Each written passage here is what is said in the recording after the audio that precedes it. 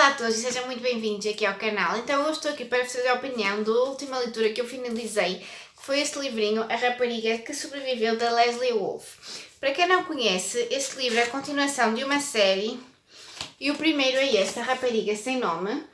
Este é o primeiro e então este é o segundo, que saiu então cá em Portugal. Entretanto já temos também o terceiro, que é A Rapariga Fatal. Então eu li A Rapariga Sem Nome, mais ou menos, não sei, para há uns 4 meses, e gostei muito. Achei que era muito idêntico a Robert Brinza e como é um dos meus escritores preferidos policiais.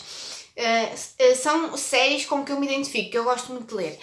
E então, mais uma vez, quis ler então Leslie Wolfe e mais uma vez embarquei nesta aventura com a minha querida Carolinha Augusto, que tem aqui canal também no YouTube. Já tínhamos lido o primeiro juntas e agora voltamos a ler este também em conjunto. E iremos cá também o próximo. Então, de que é que nos fala este livro? Este livro vai-nos então contar a história da Laura. A Laura foi então a rapariga que sobreviveu. A Laura tinha, penso que uns 6 anos, por aí, por volta dessa idade, quando a família dela foi toda assassinada. Os pais e os 2 irmãos foram assassinados em casa dela com ela presente. Só que ela escondeu-se muito bem e não foi apanhada pelo assassino e então sobreviveu. Sobreviveu a este ataque então terrível. A Laura depois vai ser então adotada por uma família que era um casal amigo dos pais dela, vai ser adotada e então nós no presente vamos ter a Laura com 20 e tal anos.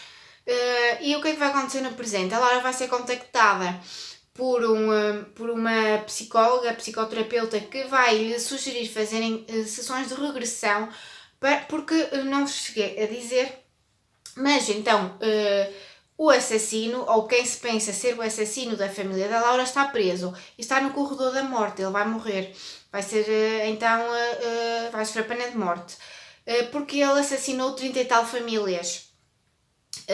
E portanto ele foi também acusado de assassinar a família da Laura e ele está no corredor da morte. Só que isto passado já 15 anos da família dela morrer, mas depois morreram outras a seguir e outras antes. Mas nós vamos então ter essa psicoterapeuta a contactar a Laura porque ela quer então provar, quer utilizar a Laura para um estudo e provar, porque a Laura não se lembra de nada, não se lembra quem foi o assassino, não se lembra de ver aquele homem a matar os pais, porque por causa do trauma ela esqueceu tudo. E então o objetivo desta psicoterapeuta vai ser, com as sessões de regressão, fazer com que a Laura se relembre do passado para comprovar que isso como é que eu vos ia dizer? Que se vai confirmar com aquilo que nós já sabemos. Ou seja, nós sabemos que é um assassino, o objetivo é que a Laura se lembre e que se lembre daquele homem para confirmar que estas sessões de regressão são viáveis, que nos mostram a verdade. Porque já sabemos qual é o resultado verdadeiro, ou então conseguimos comparar e provar que é verdade. Porém, então, a nossa inspetora principal, que é a nossa Tess, acho que é Tess, olhem que agora deu uma branca. Sim, é a Tess. A nossa inspetora principal vai então ser chamada para ir falar com este assassino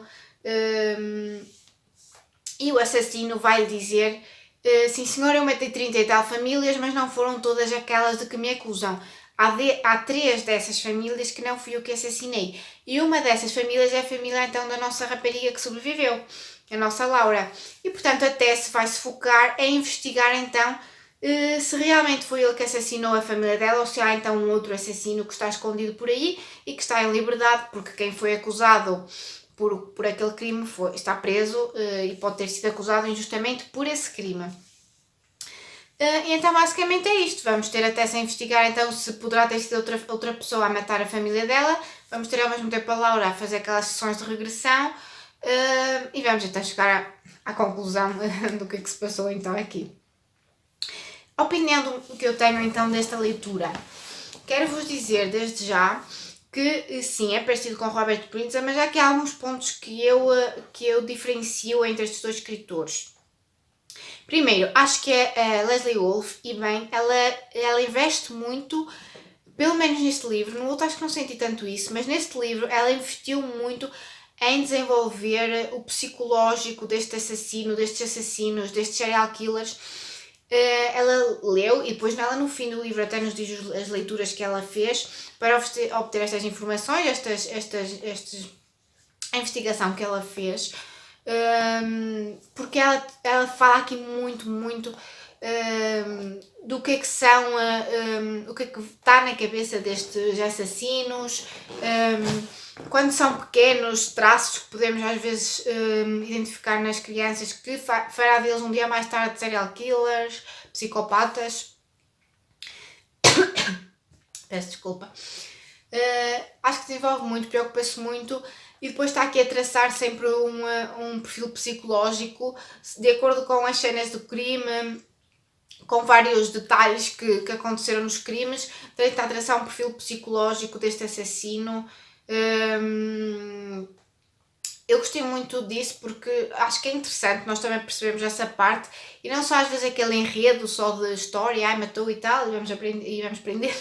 Não, ela aqui preocupou-se muito em descrever detalhadamente essa parte psicológica, os motivos, o que vai na cabeça deles, achei fantástico. Por outro lado, eu acho que em termos de surpresa, do final ser surpreendente, eu não achei surpreendente, achei bastante previsível, achei que desde o início ele não está a remeter para ser aquele o final, achei bastante previsível, mas lá está, porque eu acho que ela se focou mais na parte de desenvolver então essa parte psicológica e não tanto na história em si, no enredo de ser surpreendente ou não. É diferente. No Robert Windsor, lá está, já temos mais outra parte, acho que já temos uma história um pouco mais superficial a esse nível da investigação, mas preocupa-se mais depois em ser um final surpreendente e bater as coisas. Porque aqui há uma coisa também que acontece logo no início e que depois vai ser falada mais à frente, que não faz sentido, da forma que aconteceu não faz sentido, mas ela explica, e mesmo no fim, depois nessa explicação das investigações que ela fez, ela explica que é mesmo isso que acontece com os psicopatas. Não vos posso dizer o que é porque seria spoiler, mas na altura parece assim uma coisa que não faz sentido nenhum, porque era uma coisa óbvia e uma coisa que escapou a uma pessoa e era uma coisa óbvia, mas se calhar é verdade, tem um fundamento psicológico e científico. E pronto, foi isso que eu senti então com este livro. Gostei muito dessa parte. Outro aspecto importante neste livro é que nós temos capítulos narrados pelo assassino. E eu achei tão fantásticos, oh meu Deus, porque nós temos esses capítulos, só que a forma de escrever é tão... Eu não sei explicar, está tão bem construída. Ele compara as presas dele com maçãs e depois ele fala aqui das espécies de maçãs e quer devorar e não sei o quê. Eu achei fantástico. Tem uma escrita mesmo excelente. Acho que tem assim bastante tom de ironia, mas tem aqui coisas que não fazem algum sentido, não são tão parvas de todo. Ele fala aqui numa coisa que é o facto que eu achei interessante, não estou a dizer que concordo, mas achei interessante a abordagem do assassino. As pessoas na sociedade dizem o que é certo nós comermos ou não. Por exemplo, é certo nós comermos uma vaca, mas é errado nós comermos um cão. E depois compara isso também às pessoas. Se uma pessoa pode ter prazer em devorar uma vaca, porque eu não posso ter prazer em devorar uma pessoa? Ou um cão, ou o que seja. Tem a sua razão por trás, mas eu achei mesmo os capítulos, é que a escrita está bonita, está bela. Eu acho que está mesmo subtil, está irónica. Em vários capítulos, a descrição dele, é que nós vemos mesmo o pensamento dele, que aquilo para ele é normal. E depois, é sério, eu recomendo-vos a ler este livro, não pela parte de ser surpreendente, porque não foi, mas pela parte desses capítulos do assassino e também pela parte da exploração psicológica de um serial killer. E portanto esta é a minha opinião. Eu acho que vou dar 4 estrelas, não dou as 5 por causa do final. Mas acho que vou dar as 4, são 4 grandes porque acho que o livro está muito bem desenvolvido a esse nível, a nível científico. e psicológico, desenvolvimento, e os capítulos assassinos são mesmo fantásticos. E então esta é a minha opinião de hoje, espero que tenham gostado, digam-me se já experimentaram esta série, se não experimentaram eu aconselho, e então vemos no próximo vídeo, muitos beijinhos!